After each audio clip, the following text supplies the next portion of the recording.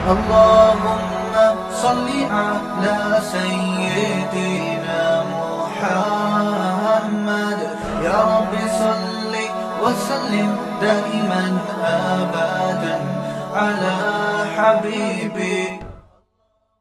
ایک خاتون کے داماد نے اس کی بیٹی پہ ہاتھ اٹھایا. غلط کام ہے, میں ہاتھ اٹھانے کو پروموٹ نہیں کرتا, کہیں آپ یہ سمجھیں گے شوہروں کو چاہیے بیویوں کو ماریں, ایسا نہیں ہے. لیکن عورت تھی سمجھدار, بیٹی نے گھر آ کے بتایا میرے میاں نے ہاتھ اٹھایا ہے. آج کل تو عورتیں اور گھر مائیں تباہ کر دیتی ہیں. تو ماں نے کہا بیٹا دیکھ شوہر نے ہاتھ اگر اٹھایا ہے نا تو کوئی تو بات ہوئی ہوگی.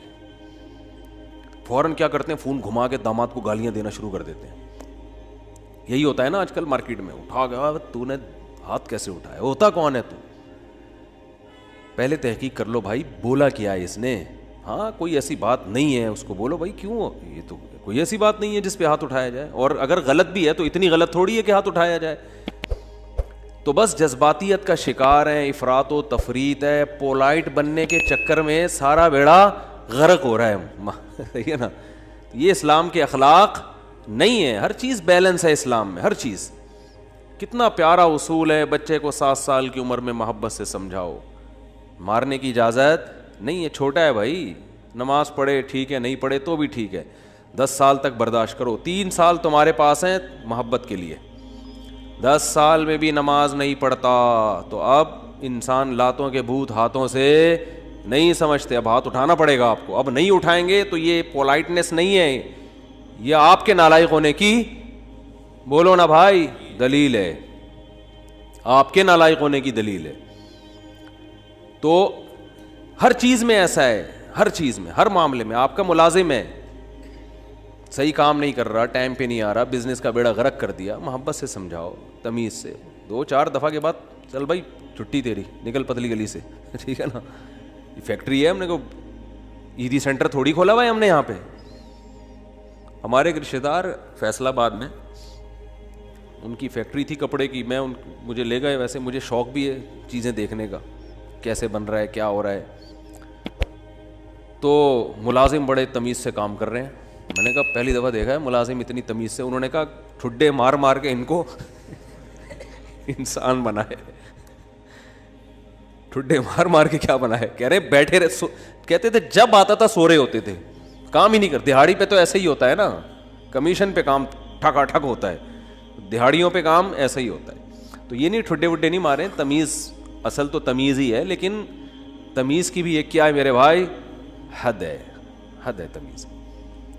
تو مسلمان چونکہ ہماری زندگیوں میں بیلنس ہی نہیں ہے. اصل تو اخلاق ہی ہیں, یاد رکھو.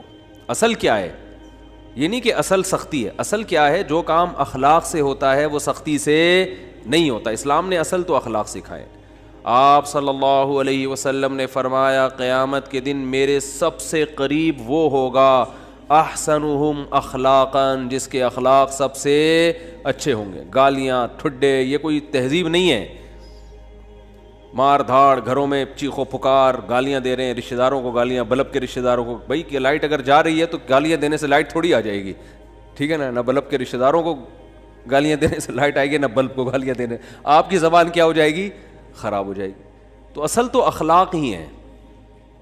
حضرت انس ابن مالک رضی اللہ تعالی عنہ نے 10 سال نبی کی خدمت کی ہے, بچے تھے.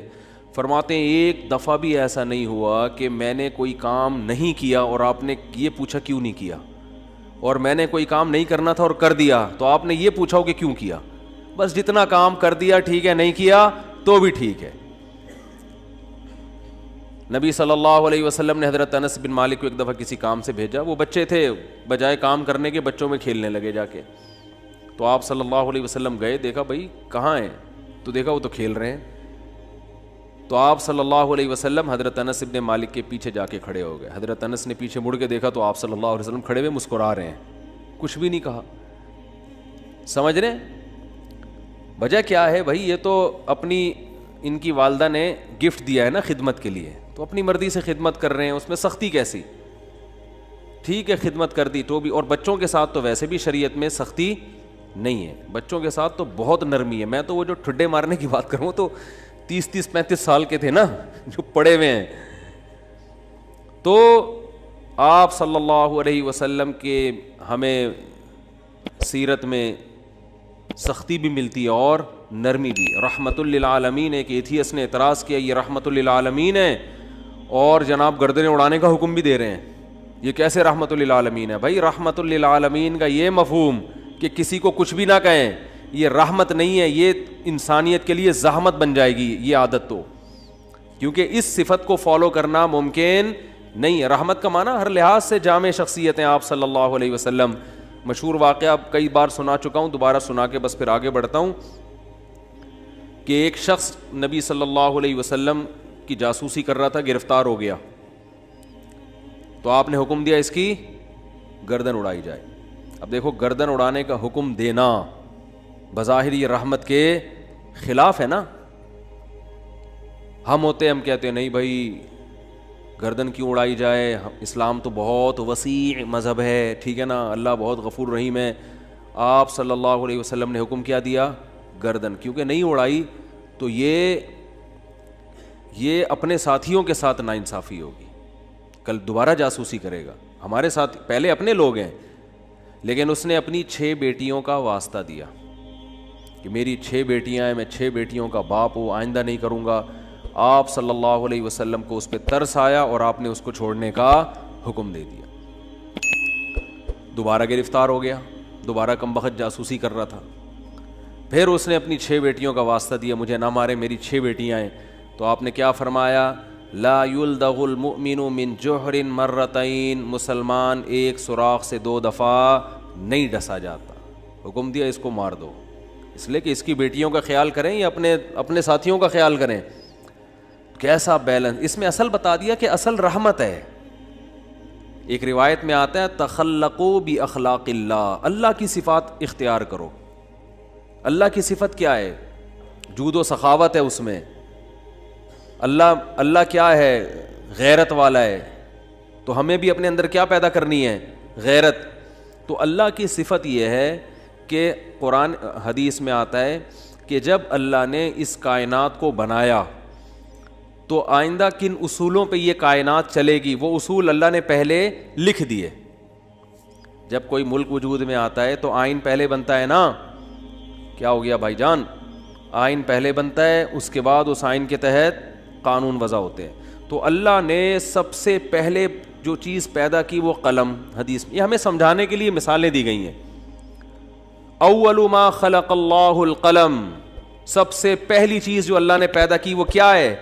قلم. کائنات کو بنانے کے بعد, تاکہ جو کائنات جن اصولوں پہ چلے گی نا وہ اصول, وہ آئین پہلے سے طے ہو جائیں کہ اس آئین کے تحت چلے گی. اور اللہ نے سب سے پہلی چیز قلم بنا کے اسے حکم دیا لکھ. ٹھیک ہے نا, کیا حکم دیا؟ بولو نا, لکھ. تو پہلا اصول لکھا, سبقت رحمتی علی غضبی, میری رحمت میرے غصے پر غالب رہے گی. کیا پیاری بات اللہ نے ہم لوگوں کے لیے لکھ دی, جس کی وجہ سے آج ہم بچے ہوئے ہیں. یعنی جہاں غصے اور رحمت میں ٹکراؤ ہوگا تو رحمت کیا ہوگی؟ رحمت کا گراف ہمیشہ اوپر رہے گا. اللہ یہ بھی لکھ سکتے تھے کہ میرا جو غضب ہے وہ ہوگا ہی نہیں, میرا غضب ہوگا ہی نہیں, ہمیشہ کیا رہے گی؟ رحمت ہی رحمت کے اصول پہ چلے گی, غضب نہیں ہوگا. تو پھر لوگ پیغمبروں کی نہیں مانتے. قوم عاد, قوم سمود تباہ نہ ہوتی, قوم لوط تباہ نہ ہوتی, فرعون سمندر میں غرق نہ ہوتا پانی میں اور آگ میں نہ جلتا اور جہنم نہ ہوتی. تو اللہ نے یہ نہیں لکھا کہ میرا غضب ہوگا ہی نہیں, بلکہ اللہ نے لکھا کہ غضب بھی ہوگا, رحمت بھی. لیکن رحمت اور غضب میں جب ٹکراؤ ہوگا نا تو رحمت کو کیا کروں گا؟ غالب کروں گا. جیسے کوئی گناہگار جب توبہ کرتا ہے تو اس کی توبہ کا تقاضا ہے کہ معاف کیا جائے, سابقہ گناہوں کا تقاضا ہے کہ معاف نہ کیا جائے. تو جب ٹکراؤ ہوگا تو رحمت کو اللہ کیا کر دیں گے؟ غالب کر دیں گے. رحمت کو اللہ ہمیشہ غالب کریں گے. تو یہی نبی صلی اللہ علیہ وسلم کی بھی صفت کہ جب رحمت اور غضب میں ٹکراؤ ہوتا تو آپ صلی اللہ علیہ وسلم کی صفت رحمت کیا ہوتی؟ ہمیشہ غالب ہوتی. اس کی بہت ساری مثالیں ہیں. مشرکین مکہ نے کتنا ستایا. جب مکہ فتح ہوا تو آپ نے فرمایا لا تثریب علیکم الیوم, سب کو معاف کر دیا, ضرورت نہیں ہے تلوار چلانے کی. بھائی اب ان کو قتل کر کے کیا ملے گا ہمیں, ضرورت نہیں ہے. جو اللہ نے ہمیں غلبہ دینا تھا وہ دے دیا ہے.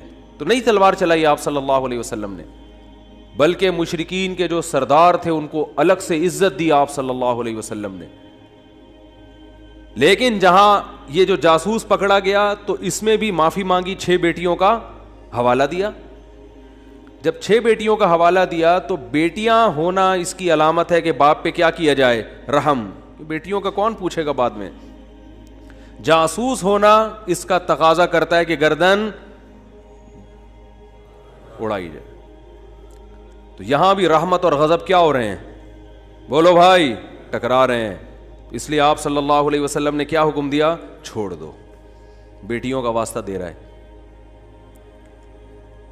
دوبارہ جب پکڑا گیا ہے تو اب بھی اگر چھوڑنے کا حکم دے دیا جاتا تو اس کا مطلب صفت غضب ہے ہی نہیں. اور یہ بہت خطرناک چیز ہے کہ آپ کے اندر غضب کی اور انتقام کی صفت ہی ختم ہو جائے, انتقام لیس ہو جائیں. اس کا مطلب آپ قوم کے لیڈر نہیں بن سکتے, آپ قوم کو گائیڈ نہیں کر سکتے, آپ قوم خود بھی ڈوبو گے, قوم کو بھی ڈبو دو گے, آپ برباد ہو جاؤ گے.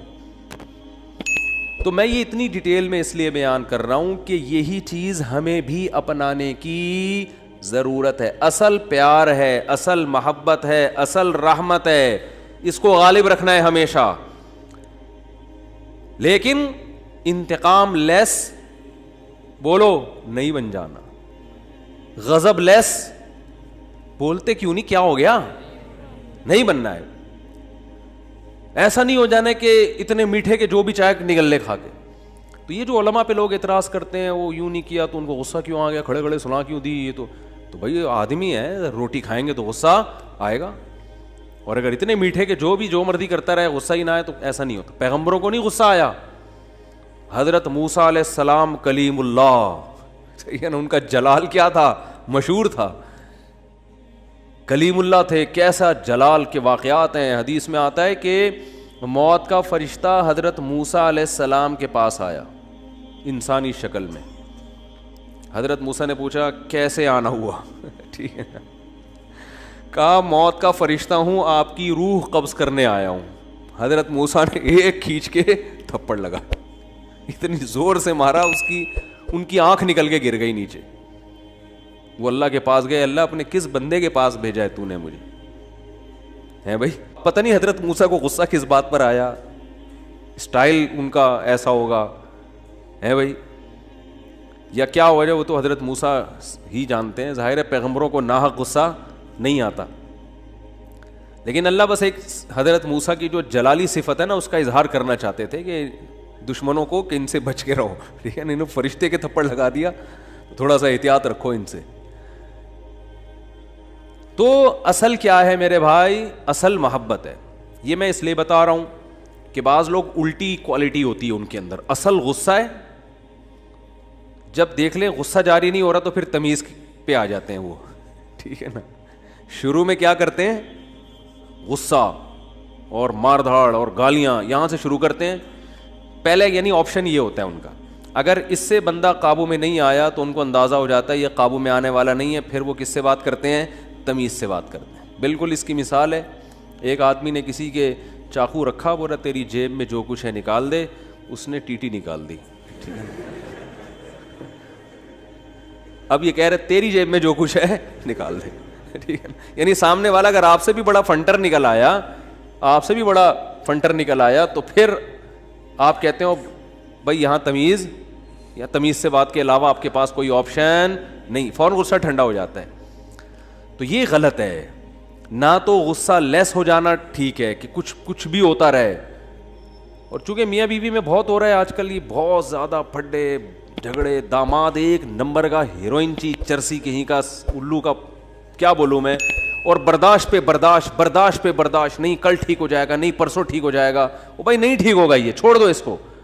نہیں جی اللہ کی رحمت بہت بڑی ہے, ہو سکتا ہے ٹھیک ہو جائے. بھائی اللہ کی رحمت بڑی ہے اس کا یہ مطلب ہے ہی نہیں. اس کا مطلب ہے کہ چھوڑ دو تو اللہ کی رحمت بڑی ہے, کوئی دوسرا دلا دے گا اللہ.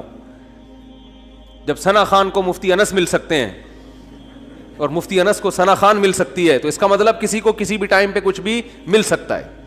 دو انتہائیں ہیں نا, ایک مولوی اور ایکٹریس کی آپس میں شادی ہو گئی, تو اس کا مطلب کسی کی کسی بھی ٹائم پہ کسی پہ بھی شادی ہو سکتی ہے. رشتوں کی کمی مارکیٹ میں نہیں ہے. تو ایسے ایسے الٹے الٹے لوگوں کو لوگ برداشت کر رہے ہیں کہ ہو سکتا ہے کل ٹھیک ہو سکتا ہے. بھائی ایک حد ہے, حد ہر چیز میں کیا ہے, ایک لمٹ ہے. اولاد بگڑی ہوئی ہوتی ہے, میں والدین کو کہتا ہوں بھائی اپنے بیٹے کو ایک حد تک تربیت کرو, نہیں آ رہا نا قابو میں, نکلو. بولو پتلی گری سے سامان گھر سے اٹھا کے کیا کرو, نکلو. زیادہ نہیں بدماشی ہے, تیرے باپ کا گھر ہے, تیرا گھر نہیں ہے.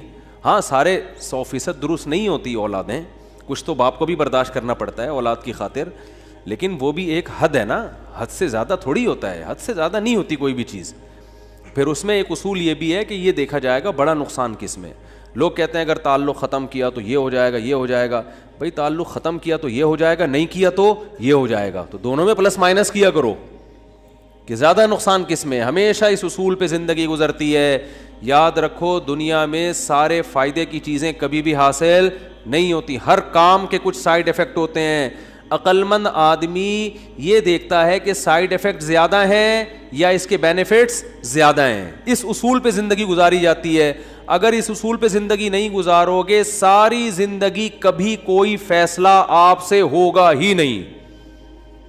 سمجھ رہے ہو کہ نہیں سمجھ رہے؟ ساری زندگی کنفیوز رہو گے اور کبھی کوئی فیصلہ آپ سے ہوگا ہی نہیں. ہمیشہ اس اصول پہ زندگی گزرتی ہے کہ یہ کام کرنے میں بھی نقصان, نہ کرنے میں بھی, کرنے میں زیادہ یا نہ کرنے میں زیادہ. اس کو پلس مائنس کر کے فوراً رپورٹ مارکیٹ میں لایا کرو, ٹھیک ہے نا, اور رپورٹ خود تیار کرو, کرنا ہے بھائی کہ یہ سائیڈ افیکٹ ہیں اس کے, تو یہ برداشت کریں گے. جیسے اینٹی بائیوٹک ہے, کچھ سائیڈ افیکٹ ہوتے ہیں, اب ہوتے ہیں تو ہوتے رہیں, کیا خیال ہے.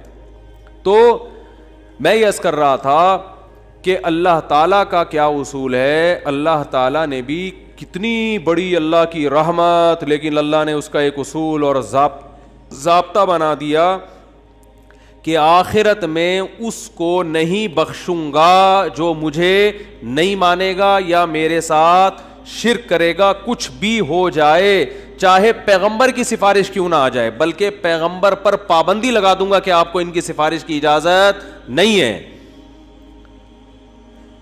یہ بہت بھائی, اس سے پتہ چلتا ہے ایمان بہت بڑی نعمت ہے. آج مسلم گھرانوں میں بات بات پر ایمان سے ہاتھ دھو بیٹھ